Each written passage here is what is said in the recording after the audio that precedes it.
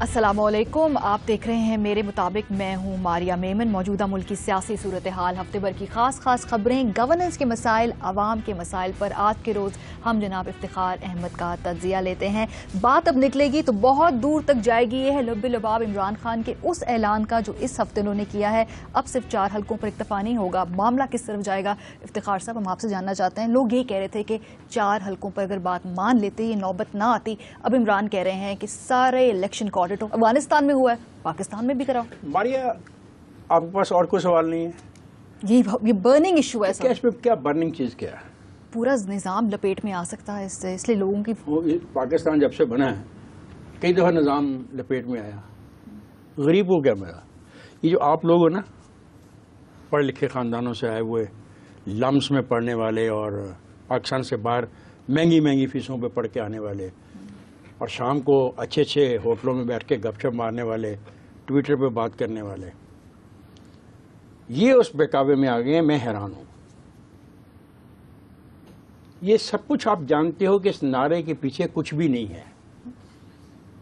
یہ نعرہ پاکستان کے مسائل کا حل نہیں کر سکتا۔ اگر اس کے ساتھ صرف وہ نوجوان ہوتے جو بھوکے ہیں، جن کو جاب نہیں مل رہی ہے، جو تنگ و تاریک گلیوں میں رہتے ہیں، جن کے گھروں سے باہر نکلتے بو آتی ہے، آپ تو پرفیوم لگاتے ہو 10-12 ہزار کا، اور کئی لوگ آپ میں سے ایسے ہیں مجھے کہتے ہیں سر یہ بھپکا دیکھیں ہم نے کتنے کا لگایا ہوا ہے، 10,000 کا بھپکا ہے۔ یہ جو آپ پڑھ لکھے تھے آپ کو کیا ہوا ہے؟ میں تو پاکستان کے پڑھ لکھوں پہ حیران ہوں کہ کیا کر رہے ہیں۔ آپ کو تو لیڈ کرنا تھا، آپ کو تو پاکستان کے مسائل کا حل لوگوں کو دینا تھا، اور آپ سب خود ایک ایسے چیز کے پیچھے چل پڑے جس کے پاس حل ہی کوئی نہیں ہے۔ یہ بہت زیادہ خوفناک صورتحال کی طرف آپ جا رہے ہو۔ ٹھیک ہے افتخار صاحب، آپ نے کہا اتنا بڑا مسئلہ نہیں، اس سے عوام کے مسائل سالو نہیں ہوں گے، تو کیا پھر سیاسی حکومت وہ بھی پریشان نہ ہو؟ نہیں ہو رہے مڈ ٹرم الیکشن، جو لوگوں کو ڈر ہے مڈ ٹرم الیکشن ہو جائے گا، مڈ ٹرم الیکشن ہو جائے گا۔ حکومت اس لیے پریشان ہے کہ اقتدار نہ چلا جائے۔ کھیل اقتدار کی ہے، کھیل ہے جو تمہارے پاس طاقت ہے تم اس کو شیئر نہیں کرنا چاہ رہے ہو۔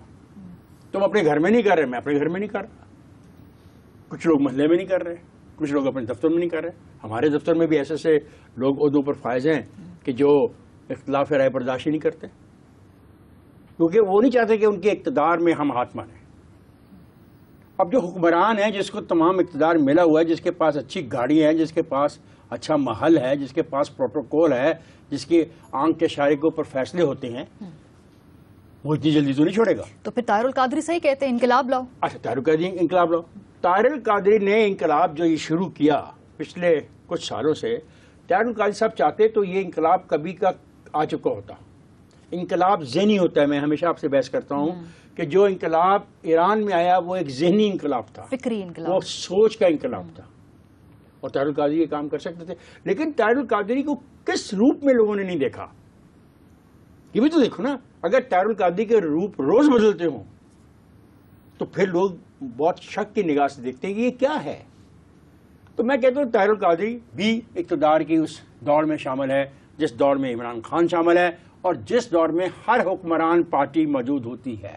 سوال ہے لوگوں کے لیے کیا ہے۔ مجھے اس دن امید ہوگی جب اس سوال کا جواب طاہر القادری، عمران خان اور حکمران دیں گے کہ یہ جو 5 ارب روپے کی سبسڈی دے رہے ہیں ایک آدھے مہینے کے لیے آٹے کے اوپر، کیا یہ سبسڈی وہاں جا رہی ہے جہاں جانی چاہیے؟ اور اس سبسڈی کو ان عوام تک پہنچانے کا طریقہ کار جو اپنایا گیا وہ درست ہے؟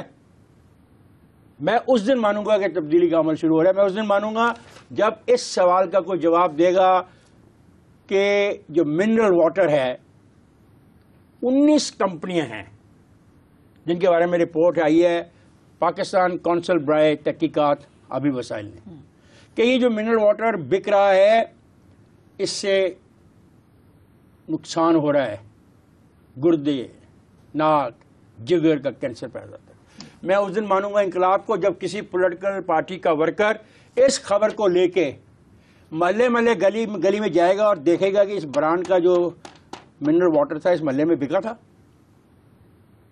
جو جائے گا اور اس کی تحقیقات کرے گا کہ یہ منرل واٹر جب نکلا فیکٹری سے تو کتنے لاکھ تعداد سے نکلا، اور پھر یہ منرل واٹر کن کن علاقوں میں گیا، جب اس طرح کی کوئی چیز چلے گی میں اس کو انقلاب سمجھتا ہوں. ہمارے انقلاب اور میرے انقلاب میں فرق ہے. میرا انقلاب مجھے عمل کا رستہ سکھاتا ہے, آپ کا انقلاب نعرہ سکھاتا ہے. یہ فیصلہ کرنا ہوگا انقلاب کون سا چاہیے. وہ انقلاب پاکستان کو چاہیے عملی طور پہ جو ہمیں آگے لے کے جائے, یا نعرے تو بہت چلے ہیں. کیا یار, میں نے اپنی عمر میں سوشلزم کے ٹکاوے میں اپنی پوری میں نے جوانی ضائع کی, اور پھر اس کے بعد جو ہمارے آئے انہوں نے کہا کہ ہم نظام مصطفیٰ لانے لگے ہیں. وہ نظام مصطفیٰ کی آگ میں اللہ جانے کیا کر کے, اور اب ایک اور نعرہ آ گیا ہے کہ پورا کا پورا نظام ہی بدل دو. نعروں سے بات نہیں چلے گی جب تک ہم ان چیزوں کا عملی حل نہیں ڈھونڈیں گے. میں تیرے سے وعدہ کرتا ہوں, مجھے جس دن کوئی ایسا لیڈر مل گیا جو پاکستان کے 10 بنیادی مسائل کا حل مجھے کھڑے ہو کے بتا دے کہ مسٹر افتخار احمد یہ میں حل کر رہا ہوں ایجوکیشن کے لیے, یہ میں حل کر رہا ہوں بجلی کے لیے, یہ حل میں کر رہا ہوں پاکستان کی زراعت کو بڑھانے کے لیے, یہ میرے طریقہ کار ہے, میں اس کے ساتھ چل پڑوں گا. نعروں کے ساتھ بات نہیں بنے گی. اور یاد رکھو 70s میں جتنا نعرہ لگا 70s میں اس وقت کی آبادی کو مد نظر رکھو, جو جلوس نکلے کبھی دوبارہ نہیں نکل سکتے. لیکن ان جلوسوں کے بعد کیا ہوا, لوگوں کو ایک اور دھوکہ ملا. لوگوں کو دھوکہ مت دو, کنکریٹ بات کرو. یہ فوجی آئے, ہر فوجی کے آنے کے بعد ڈالر کی قیمت بڑی کم نہیں ہوئی. ہر تبدیلی کے بعد ڈالر کی قیمت بڑھتی ہے, کم نہیں ہوتی ہے. چینی کی قیمت بڑھتی ہے, گھی کی قیمت بڑھتی ہے, مہنگائی بڑھتی ہے, بے روزگاری بڑھتی ہے. جب تک اس کے خاتمے کا کوئی تجویز نہیں دیتا سب کچھ دھوکہ ہے. I'm sorry, بری لگے گی بات آپ کو, اور آج نہ جانے شام ٹویٹر پہ میرا کیا حال ہوگا, لیکن حقیقت یہ ہے کہ اگر پاکستان کو عذاب سے بچانا ہے, پاکستان کے عوام کی کوئی خدمت کرنی ہے, ہمیں فوری طور پہ ہر چیز کا متبادل بتانا پڑے گا کہ یہ کیا متبادل ہے. آپ آؤ گے تو کیا متبادل لے کے آؤ گے, چینی کی قیمت کیسے کم کرو گے, بجلی کیسے تم زیادہ دو گے, آٹا کیسے سستا کرو گے, جاب کیسے لے کے آؤ گے, جاب کہاں ملیں گی, میٹرک والے کو کیا ملے گی, ایف اے والے کو کیا ملے گی, بی اے والے کو کیا ملے گی. اس کے لیے پورا ایک منصوبہ چاہیے ہمیں. اب چلیں یہاں ایک بریک لیتے, واپس آئیں گے تو کچھ اور اہم ایشوز پر بھی مجھے آپ کا تبصرہ لینا ہے. دیکھتے رہیے میرے مطابق.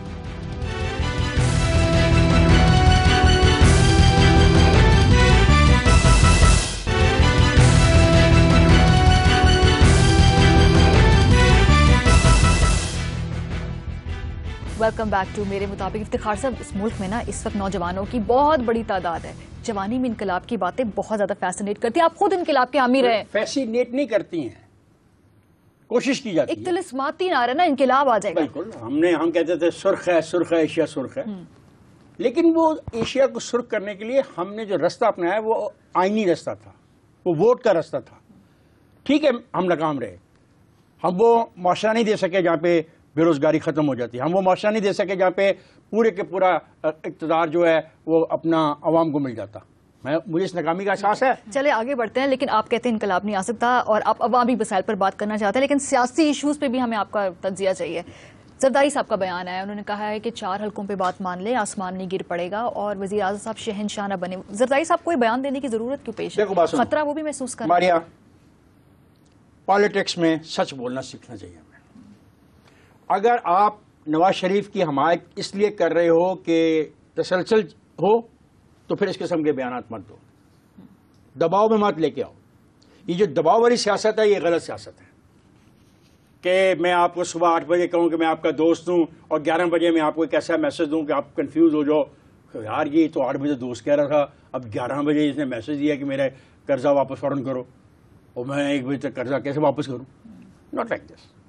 یا تو آپ جمہوریت کے ساتھ کھڑے ہو جائیں جس طرح وعدہ کر رہے ہیں, ورنہ اس قسم کے بیانوں سے باز آ جائیں. یہ جو گیلانی صاحب نے بھی کہانی شروع کی ہے, انہوں نے کہا اسٹیبلشمنٹ نہیں چلنے دیتی ہے, وہ اب پرانی باتیں کر رہے ہیں. یہ کہانی جو شروع کی ہے گیلانی صاحب نے, یہ درست لگتی ہے مجھے. دیکھو, ایک منتخب حکومت تھی آصف زرداری کی, صبح شام اس کو بھگانے کی کوشش کی, اس کو کام ہی نہیں کرنے دیا گیا. اب زرداری صاحب وہ کام نہ کریں, کیونکہ زرداری صاحب خود اس دور سے گزر کے آئے ہیں جب ان پہ اتنا دباؤ ڈالا گیا کہ ان کو بنیادی کام کرنے میں دقت محسوس ہوئی. یہ بھی ہو سکتا ہے وہ آگے آنے والے خطرے سے آگاہ کر رہے ہوں, خبردار کر رہے ہوں. کیا خطرہ کیا ہو سکتا ہے؟ یہ نہیں کہ عمران خان ڈیمانڈ کر لے گا مڈ ٹرم الیکشن کی, جو کہ کر لی انہوں نے. کر لے.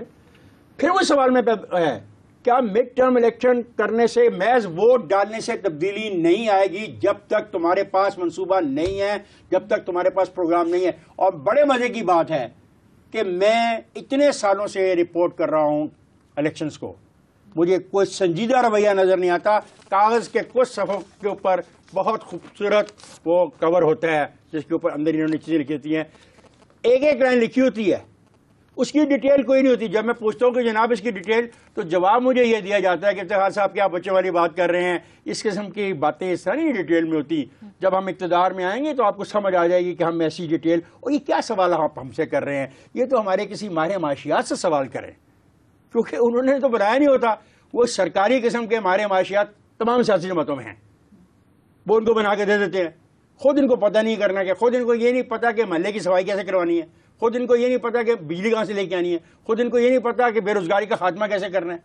خدا کی قسم میں چیلنج کرتا ہوں تمہارے ذریعے پاکستان کے تمام لیڈروں کو کہ تمہارے ساتھ اور میرے ساتھ بیٹھ جائیں اور ہم بات کریں گے صرف ان کے ویژن کی، اور وہ ہمارے سوالوں کا جواب دیں کہ ان کا ویژن کیا ہے. میں پوچھوں گا آپ کا ویژن کیا ہے برن یونٹ کے بارے میں، ان کو برن یونٹ کا پتہ ہی نہیں ہوگا. اس کی وجہ یہ ہے کہ ساری کی ساری کھیل بیوروکریسی چلا رہی ہے. وہ ایک ٹھنڈے سے کمرے میں آگے پریزنٹیشن دے رہی ہے، برن یونٹ اتنے کا ہوگا، ایسا اسٹریچر ہوگا، یہ آسٹریلیا کا اسٹریچر ہے، یہ جرمنی کا اسٹریچر ہے، ہم یہ پاکستان میں بنا لیں گے. نہیں جناب، اب پاکستان کے مسائل کا حل نہ تو مڈ ٹرم الیکشن ہوا ہے، نہ یہاں پہ انقلاب کی بات ہو ہے. عملی طور پہ سامنے آؤ، بتاؤ کہ کس طریقے سے آٹا سستا کرو گے، کس طریقے سے لوگوں کو روزگار دو گے، کس طریقے سے تعلیم لازمی قرار دے کے ان کو تعلیم دلواؤ گے. نئے اسکول کب بنیں گے، کیسے بنیں گے، کتنے مہینوں میں بنیں گے، سالوں میں بنیں گے. عملی بات کرو، چھوڑ دو یہ کہانیاں. عملی بات کرتے ہیں، ایک اور حقیقی مسئلے کی بات کرتے ہیں، دہشت گردی کا مسئلہ. رائیونڈ ہاؤس کے اتنے قریب وہاں دہشت گرد اپنی پوری ایکٹیویٹیز جاری رکھے ہوئے تھے، اور وہ ایک خاتون کی جیسے کہتے ہیں نا سلپ آف ٹنگ کی وجہ سے پکڑے گئے ہیں، جو اس نے دھمکی دے دی تھی کہ تمہارے گھر کو میں بم سے اڑا دوں گی، ورنہ پتہ نہیں چلا ایجنسیز کو. خاتون کا کام بھی کمال کا ہے، پہلے وہاں سے نکلوا دیا جنت سے. یہ خاتون کا ہی کام ہے، وہ گناہ نہیں معاف ہونا کبھی. وہ خاتون کا ہی کام ہے. چلیں جی، بہت اچھا ہو گیا، بچ گئے میاں صاحب. اور میاں صاحب کو یہ ریلائز کرنا چاہیے، میاں صاحب آپ نے بہت پیسہ دیا پولیس کو بطور چیف منسٹر پنجاب، پھر آپ کے بھائی نے بطور چیف منسٹر پنجاب، اور پھر آپ نے پرائم منسٹر کے طور پہ. اب آپ دیکھیں کہ آپ کے گھر تک آگ پہنچ رہی ہے. ہم چیخ رہے تھے کہ اس آگ سے پاکستان کو بچاؤ، مذہب کے نام پر ایکسپلائٹیشن کو بند کرو. یہ جو تربیت نوجوانوں کو دی جا رہی ہے کہ اے اور بی کو مارنے سے تمہیں جنت ملے گی، یہ تباہ کر دے گی. یہ جو قاتل ہیں یہ کسی کے نہیں ہیں، یہ سب کے قاتل ہیں. تو آپ کو احساس کر لینا چاہیے کہ آگ آپ کے گھر سے کتنی دور تھی. وزیرستان میں آپریشن کر کے چلے، ہم نے دہشت گردی کا کلا کما کر دیا، لیکن جو ہماری سوسائٹی میں ان کے ہمدرد موجود ہیں، آخر وہ گھر کسی نے ان کو دیا، لوگ وہاں پر ارد گرد موجود تھے، کسی کو پتہ ہی نہیں چلا کہ یہاں پہ ہمارے آپ کے پروگرام میں نے یہ باتیں کی. لوگوں نے کہا افتخار کی بچے انہیں گلا کرتا تھا میں کے پروگرام میں، کہنا کہ لسٹاں بناؤ محلے داراں دیا، وہ یہ نہیں کوئی پڑھا لکھا آدمی ہے بونگیاں مارتا رہتا ہے. جناب میں یہ بونگی اس لیے مرتا ہوں کہ آپ کے محلے میں جو نئے لوگ آ رہے ہیں، اگر ان کی لسٹ ہو، ان کا نام ہو، ان کا شناختی کارڈ ہو، پتہ لگا کہاں سے آئے، کب سے آئے، تو یہ لوگوں کی نشاندہی کرنی آسان ہو جائے. ہم ان چیزوں پہ ہم صرف انقلاب پہ بلیو کر رہے ہیں. ہمدردی کا فیکٹر بھی تو ہے نا سوسائٹی میں، اس کو ہم نہیں نظر انداز کر سکتے. ہمدردی کا فیکٹر یہی ہے نا کہ آپ نے اس کو ایک ایشو بنا دیا ہے کہ آپ نے کہا نیکی نہیں کرنی، عوام کے ساتھ نیکی نہیں کرنی، ان کاموں میں آؤ، سیدھا سادہ جنت کا راستہ. یار ایک فلسفہ نہیں آ گیا ہے کہ موجودہ زندگی ایک مصنوعی زندگی ہے، اور اگر تم نے اصلی زندگی حاصل کرنی ہے تو تمہیں یہ کام کرنا ہوگا. ہمیں اس مائنڈ سیٹ کے خلاف لڑنا ہے، اور مجھے نہیں لڑنا، تمہیں نہیں لڑنا. نواز شریف کو بھی لڑنا ہے، شہباز شریف کو بھی لڑنا ہے، آصف زرداری کو بھی لڑنا ہے، عمران خان کو بھی لڑنا ہے، مولانا فضل الرحمان کو بھی لڑنا ہے. جب تک یہ مائنڈ سیٹ نہیں بدلو گے یہ ہوگا. اور مجھے مولانا فضل الرحمان کی بھی بات کرنی ہے. اور مولانا فضل الرحمان کہتے ہیں کہ میں مسلمانوں کا ایجنٹ ہوں اور عمران خان یہودیوں کے نمائندے ہیں. خدا کا خوف کرو. اب پھر ایک اور سوال آ گیا. ابھی پچھلے دنوں ایک اعلان ہو گیا کہ جناب امیر المومنین ابو بکر صاحب بغدادی اور ایک امیر المومنین ہم نے پہلے مولا محمد عمر کو تسلیم کیا ہوا ہے. یہ ایک نیا مائنڈ سیٹ کا بحث چلے گی کہ بھئی کون ہے تو یہ ایشوز ہیں. بحث تمہارے اور میرے درمیان یہ نہیں ہونی چاہیے. اچھے انسان کی ہونی چاہیے, سچے اور جھوٹے کی ہونی چاہیے, عوام کے خادم کی ہونی چاہیے, اور ظالم کے خلاف ہمیں جنگ لڑنی ہے. خاص ظالم کسی بھی فقہ کا ہے, کسی بھی برادری سے ہے, کسی بھی سیاسی پارٹی کا ہے, کسی بھی سیاسی جھنڈے کے تلے ہے. جب تک یہ نہیں کرو گے مسٹر نواز شریف, یہ بچ گئے ہو. اللہ تعالیٰ نے تمہاری کوئی نیکی تمہارے کام لائی ہے, لیکن اللہ تعالیٰ نے بہت زیادہ ٹھیکہ نہیں لکھا مسلمانوں کا کہ ہر وقت ہمارے لیے ہی اللہ تعالیٰ ہماری مدد کرنے کے لیے بیٹھے رہیں گے اور ان کو کوئی کام نہیں. چلے افتخار صاحب, یہاں بریک لیں گے, واپس آئیں گے تو میں آپ سے پوچھوں گی کہ اگر یہ جنگ لڑنی ہے تو پولیس اور جو ججز ہیں ان کو جو دھمکیاں دی جا رہی ہیں اس کا تدارک کیسے کیا جائے. دیکھتے رہیے میرے مطابق.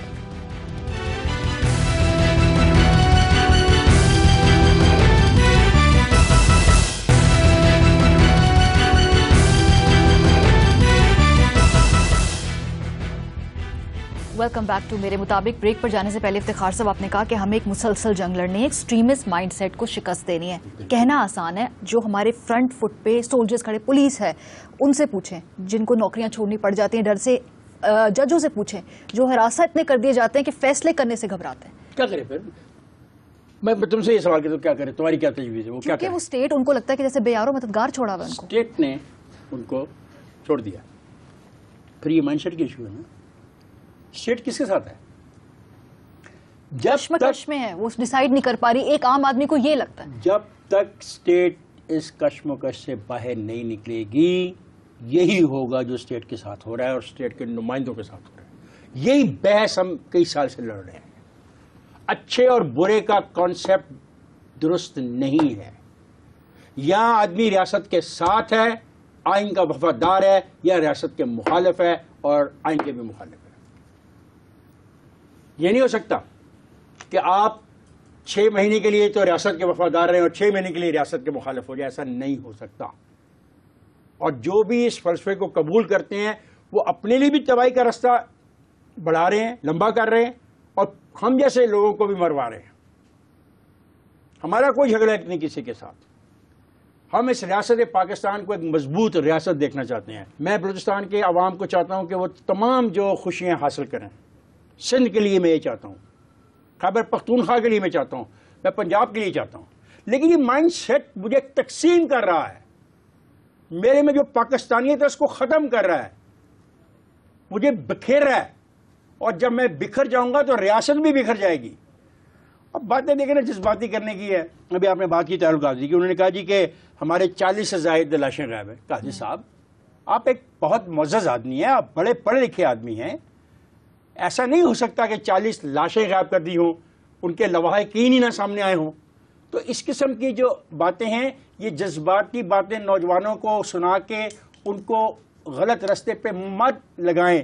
آپ یہ کہتے ہیں کہ خفیہ طور پر دفنا دیا گیا. میں مان ہی نہیں سکتا کہ کسی ڈیڈ باڈی کو خفیہ طور پہ دفنایا جا سکتا ہے. 1 دن تو چھپی رہ سکتی ہے بات, 2 دن چھپی رہ سکتی ہے, 3 دن, لیکن مہینوں کے بعد چھپی نہیں رہ سکتی. اس طرح کی باتیں کر کے آپ لوگوں کو مت اکسائیں.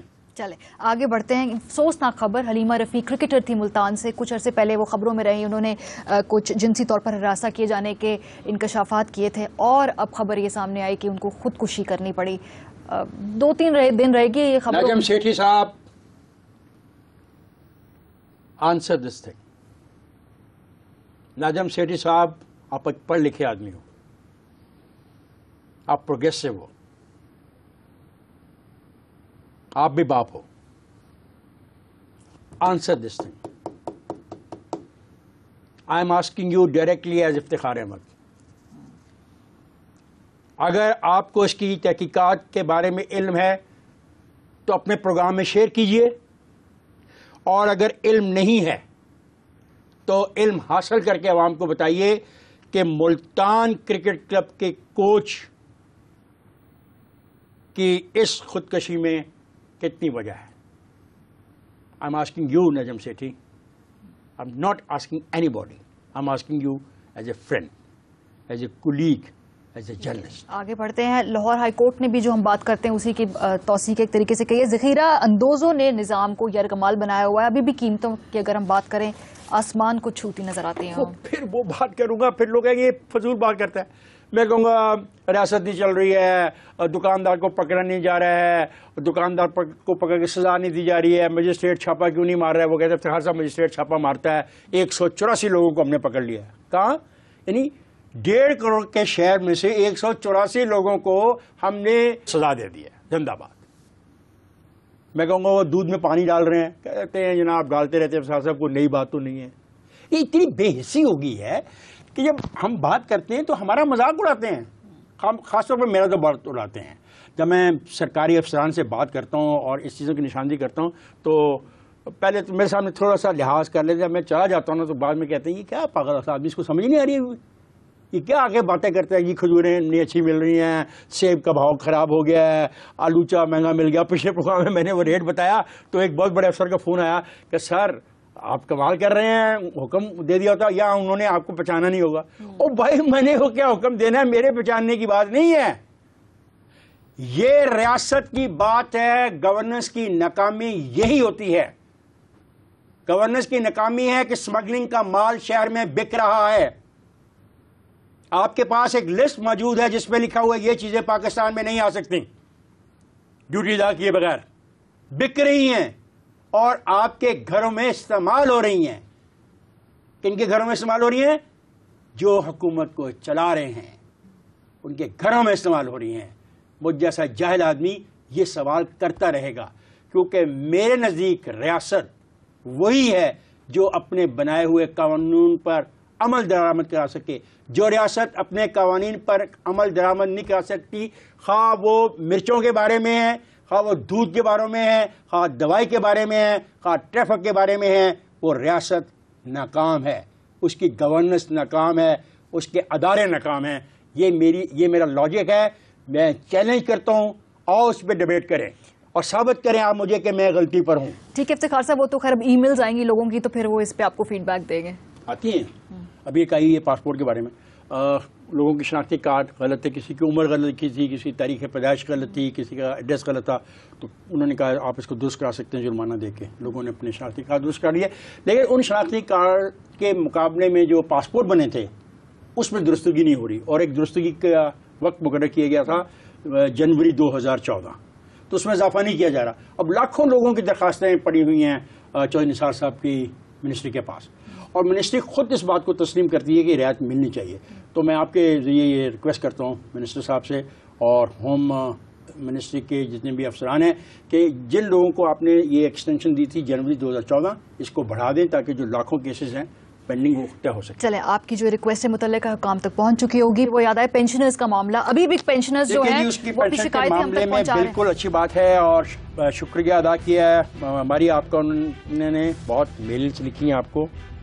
اور اب ایک بنیادی سوال اور آیا ہے، اگر ریاست طے کر لیتی ہے کہ 12,000 روپیہ کم سے کم ایک معاوضہ ہونا چاہیے، تو وہ لوگ جو عمر کے اس حصے میں پہنچ گئے ہیں جو اب محنت نہیں کر سکتے، مزدوری نہیں کر سکتے، نوکری نہیں کر سکتے، کیا وقت نہیں آ گیا کہ ہم ان کو 12,000 روپیہ ماہانہ دیں اور اپنے اللے تللے بند کریں؟ تو جناب اسحاق ڈار صاحب، آپ بہت ماہر ہیں پیسوں کی گنتی میں، اکاؤنٹس کے بارے میں، ان چیزوں کے بارے میں، اور درد بھی رکھتے ہیں اور عمرہ بھی کرتے ہیں اور حج بھی کرتے ہیں. تو میں آپ سے سوال کرتا ہوں رمضان کے مہینے میں کہ کیا یہ ممکن ہے کہ پاکستان کی ریاست پینشنرز کو اتنے پیسے دے جتنے پیسے آپ نے لکھا ہے قانون میں کہ کم از کم اجرت دی جانی چاہیے؟ سوچو ذرا، شاید کسی کی دعا تمہاری بخشش کی وجہ بنے. پروگرام کا وقت ختم ہو گیا. اپنے دیکھنے والوں کو کہیں گے کہ لکھنا نہ بھولیے گا MM@geo.tv پر. اپنا خیال رکھیے. خدا حافظ.